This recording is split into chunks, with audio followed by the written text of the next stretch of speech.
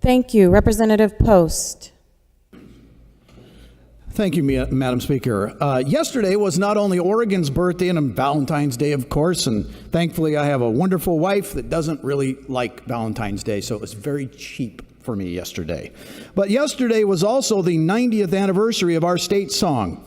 And anyone who grew up in Oregon since 1927, went to a musical jubilee, or perhaps the Oregon State Legislature, would have a recollection of standing up and robustly singing the words to Oregon's official state song, Oregon, My Oregon. But here's the forgotten story. Who wrote that song?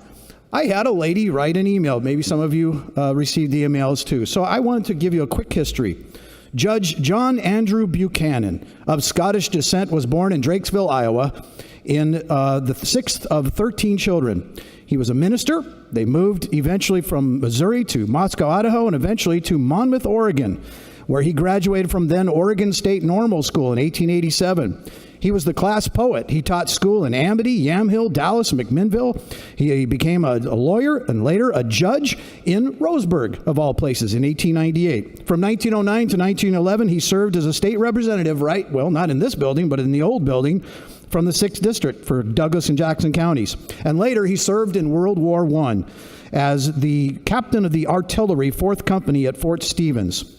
So then, in 1920, he wrote the words, a 2-stanza poem, Oregon, My Oregon. He was accompanied by theater organist Henry B. Murtaugh, and they set that poem to music. And then later that year, it was chosen by Senate Joint Resolution number 3, officially to be adopted, Oregon, My Oregon, as Oregon's official state song. That was February 14th, 1927. Now, I bring this to your attention because on your desk is a flyer that I put together, and this is the first one I've ever done.